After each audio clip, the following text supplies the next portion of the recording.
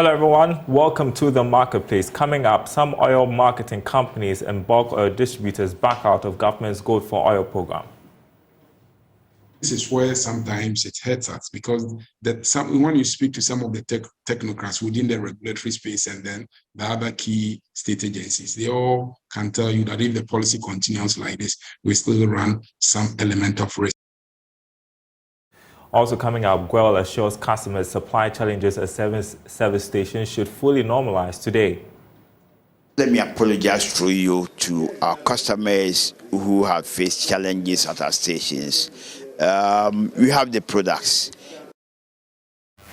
Plus, Ghana to go through first IMF program review in November this year. We have details on some targets the country should meet by June ending to secure a second tranche of funds. My name is Daryl. Kwawu. Thanks for being with us. Details coming up.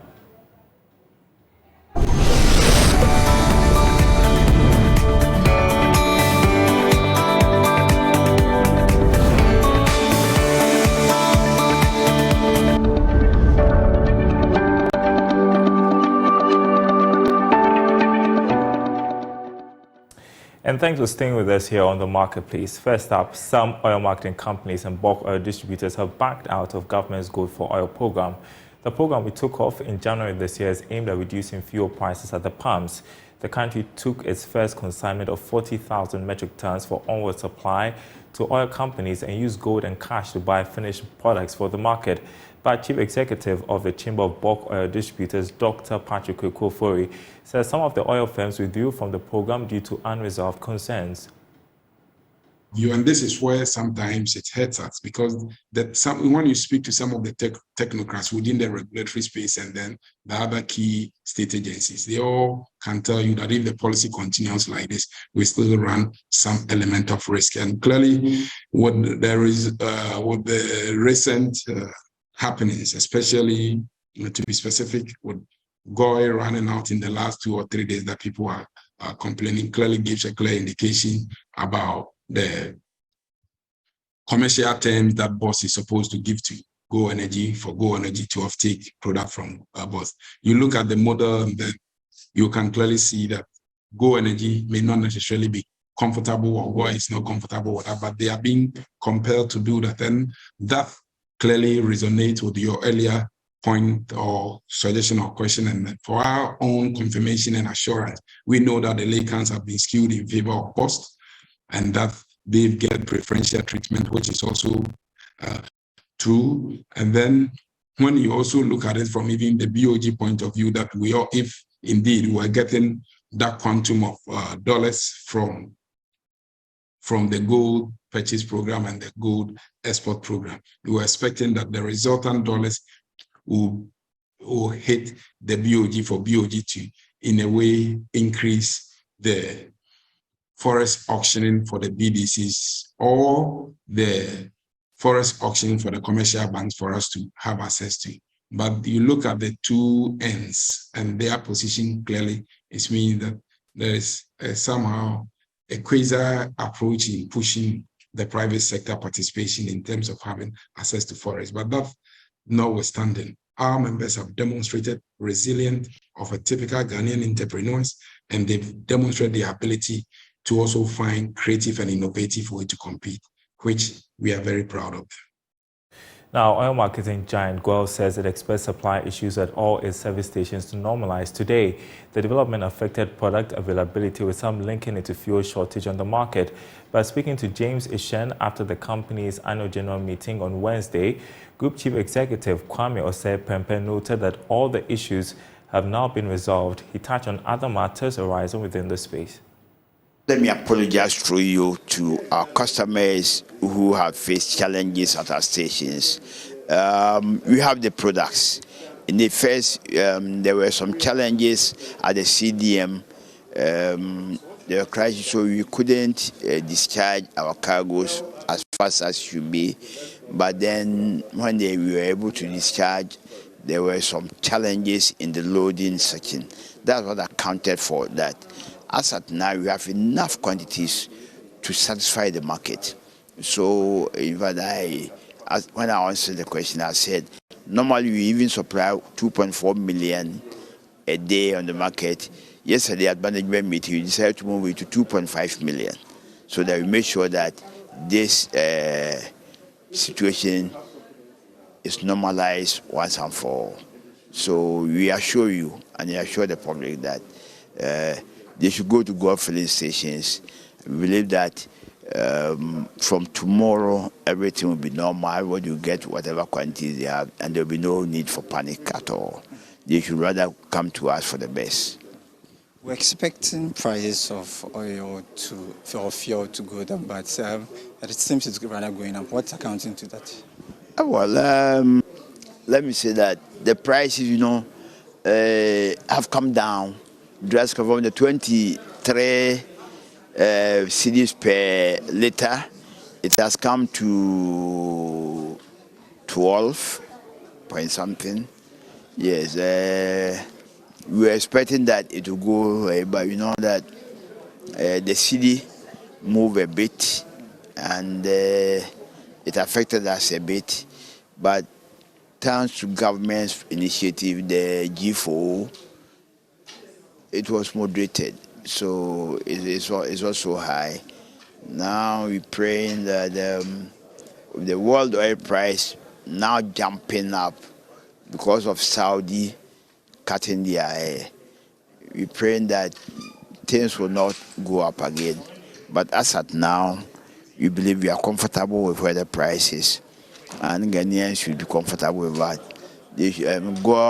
We are the leaders. People follow us as what we do, and we are determined to keep the prices at the barest minimum so that the Ghanaians will get the best. And government has also done well with the G4. Their prices are also good. So when we blend with our own, we get the prices are moderated and customers get what they need at affordable prices. The good for your conversation, we understand some of the OMCs are going or are actually kicking against that program or getting out of the program. How is it impacting operations?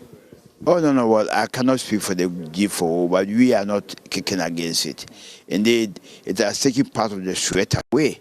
You have to sweat every time to get dollars and that. Now, it's cedis that you use. Of course, government need to recycle, buy more gold every time. So when we buy, we have to pay. But it's good for us.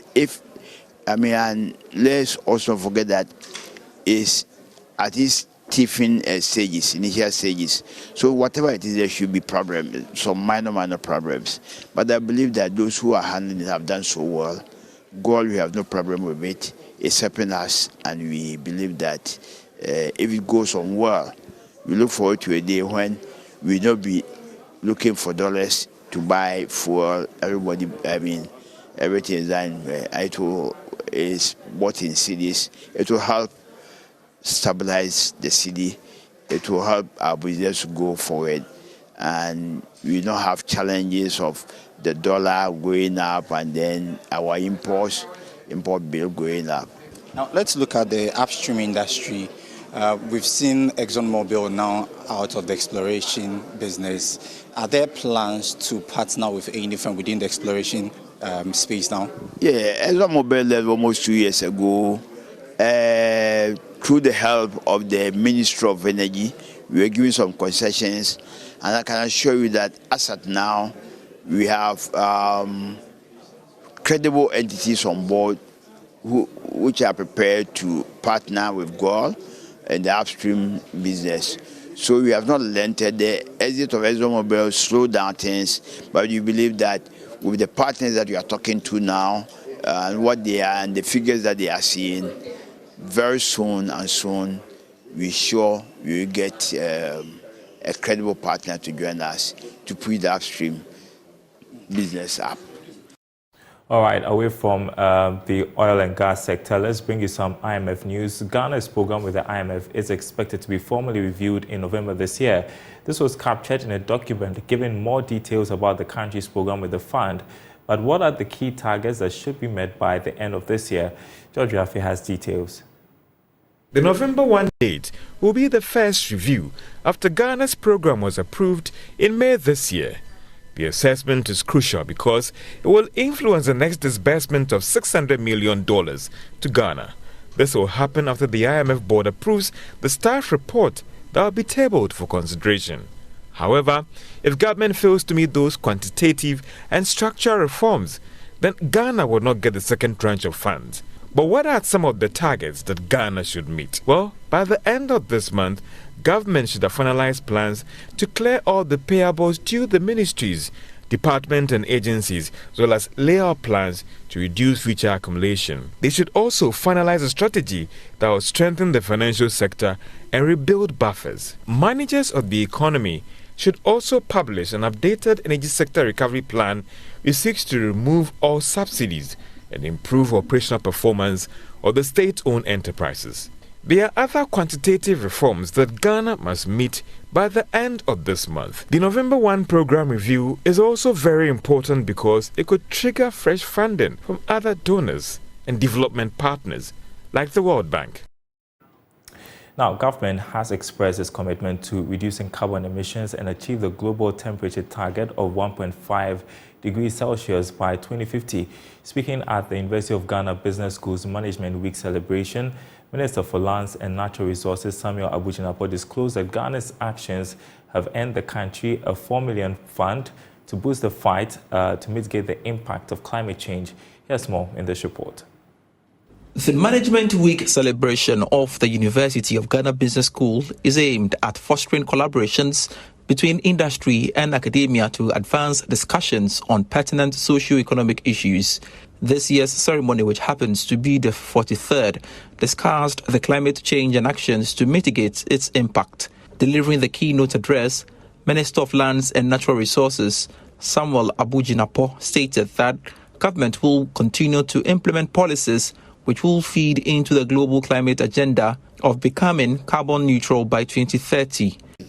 The Cocoa Forest Red Plus program, which was launched by President Akufo-Addo in 2019, has already recorded emission reduction of 972,465 tons of carbon dioxide equivalent for the first accounting period between June and December 2019, which has been verified and validated. This has generated resource-based payment of $4,862,280 United States dollars, which we have begun receiving. This makes Ghana the second country in Africa and the third in the world to receive resource-based payments from the Carbon Fund. The project coordinator for Drive Electric Initiative Ghana, Doris Agbavivi, called for the localization of climate action plans in order to curb the effects. We need to localize our climate action. This is where I talk to the crowd, but where I come to the university and where I come to institutions is how do we localize our climate actions? Localization of climate actions is what brings climate change to the doorstep of our own homes and our own institutions and of sort. Speaking on reporting practices, Associate Director, Accounting and Advisory Services at KPMG, Randolph Ano, called on consumers and businesses to consider engaging in institutions who are green sensitive. You and I can make a change. And one of the key changes you and I can do is that we have the purchasing power. So when you are patronizing things, you're asking yourself, am I contributing to the reduction or am I contributing to the increase in the climate issues? The Pro-Vice Chancellor in charge of academic and student affairs at the University of Ghana, Professor Gurdon Awandari, pledged the university's readiness to champion climate action. At the management level, we'll be looking to see how we can provide a leadership for our university to again show the way, like Mr. Ano said, as the premier university, we have to always lead by example, so we shall do that. The celebration was held on the theme, Accounting for Climate Change and Environmental Sustainability, the role of our collective responsibility. Now, for decades in Ghana, seedlings of cocoa, rubber and other tree crops have been raised using topsoil. This destroys the land as the top layer that would have been used for planting is taken for nursery. A very sustainable practice, but Cocoa Board is seeking to change the narrative as it adopts a soilless growing medium to raise cocoa seedlings at its nurseries across the country. In the following report, Joy Business examines how the product manufactured by Ghanaian company Quest Fiber Limited and partners Atmos Logistics may hold a solution to efforts by Cocoa Board to go green. Every year, Cocoa Board raises millions of seedlings at its nurseries across Ghana using topsoil.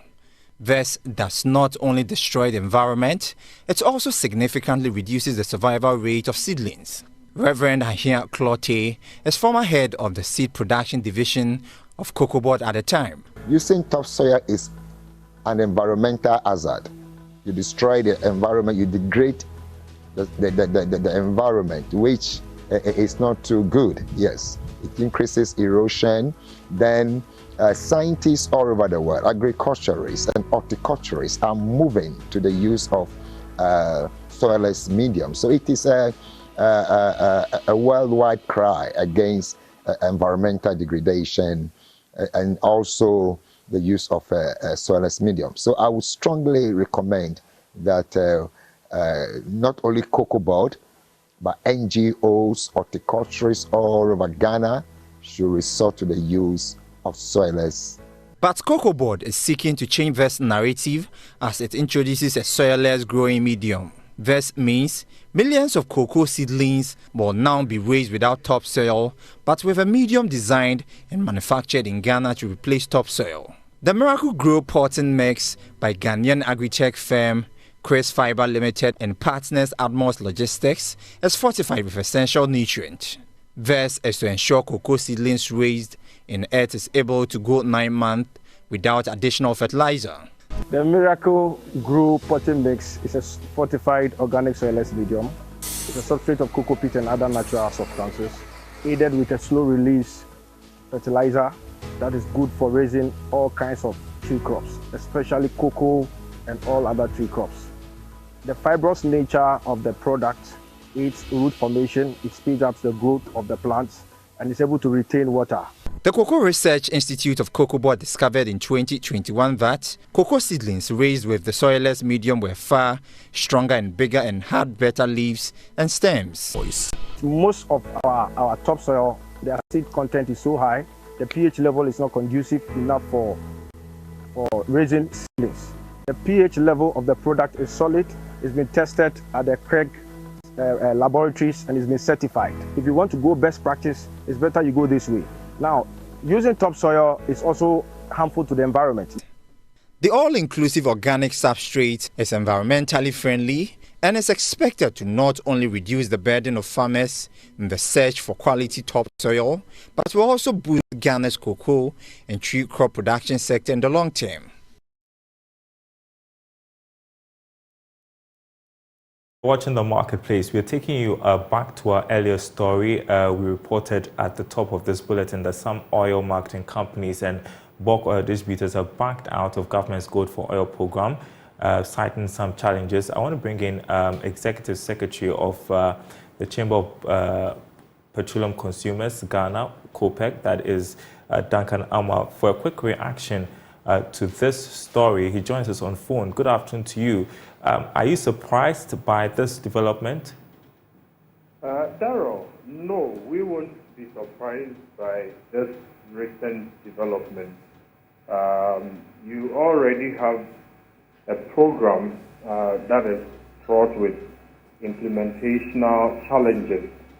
One of them that I know the BDCs have in recent times complained bitterly about has to do with even laycan that allows them to discharge products that they have imported.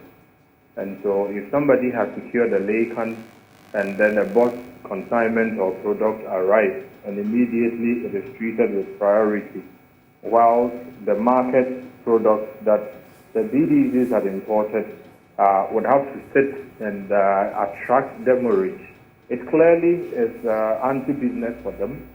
Again, one of the situations that becomes dire and critical has to do with the payment mode or method. Whereas most of the BDC or the market has been operating with a certain credit system. I can talk of some of the BDCs having a 91-day and sometimes 120-day credit from their suppliers. Now goes for oil that says, okay, you load, you pay. And then they've had some discussion that even takes them to 2 weeks, 1 month maximum, you must pay. What then happens with the major oil traders, the suppliers, is that yes, if the market has money to pay for gold for oil cash, and you are in their position, why would you want to continue doing credit for 120 days, 91 days, and all of them? So you are getting to a point where the oil traders are insisting on, you also pay them cash. If you can pay both cash to lift the gold for oil consignment, you would then also have to now come back to the traders who are supplying over 80% of the market currently to also pay them cash. Those are the challenges that I probably envisage would make some of the BDCs want to opt out completely and not have anything to do with it, because they are major suppliers as far as the importation space is concerned, clearly not happy with the fact that they would supply products. You would use the money to go and buy from their competitor who is equally putting products in the tanks of both in the name of gold for oil. So it won't be surprising at all that you get these BDCs complaints. We just have a minute. I just want to find out from you, we know the IMF has called for a review of a sort. What do you think would make this program sustainable? Do you think it has a future at all? If you recall, one of the conditionalities the IMF set out is that Bank of Ghana should discontinue the auctioning of USD or Forex to the market. That will have dire consequences. We are left in awe as to how our team that went to negotiate the IMF deal couldn't see through the rationale for getting Bank of Ghana to auction dollars to the BDC market. You have a situation where if they don't get a regulated forex, space or figure, they would then be left to go to the open market to source for dollar. The rate could be way higher. Once this happens, the gold for oil consignment you are getting is also pegged at the dollar. So it doesn't matter how much we bring in through the gold for oil program. If the cedi is not stable because the BDCs are now rushing to the open forex market to source for dollar, then fuel prices will have to go up, unfortunately. Daryl, that is how the outlook is looking now. You may end up paying more in the coming days because, of course, IMF conditionality will begin biting, and then again, you also have the cedi not dancing to the kind of music you want to see it, and it's actually, depreciating right now. And that's what we all don't want. Thank you so much, Duncan Anwa, Executive Secretary of COPEC Ghana. Appreciate your time this afternoon. So rice processing is one of the major economic activities for women in the Waki community in the Talensi district of the Upper East region. Although the business employs dozens of women in the community, access to a milling facility was a major challenge, and the women often had to cart their rice to other communities to be milled at an extra cost. To help address this challenge, the Widows and Orphans Movement has installed a new rice milling machine for the women of the Waki community and trained the women on how to operate the machine by themselves. Correspondent Albert Sori has more. Here in the Waki community at Tongo in the Talensi district of the Upper East region, this women's group is busy.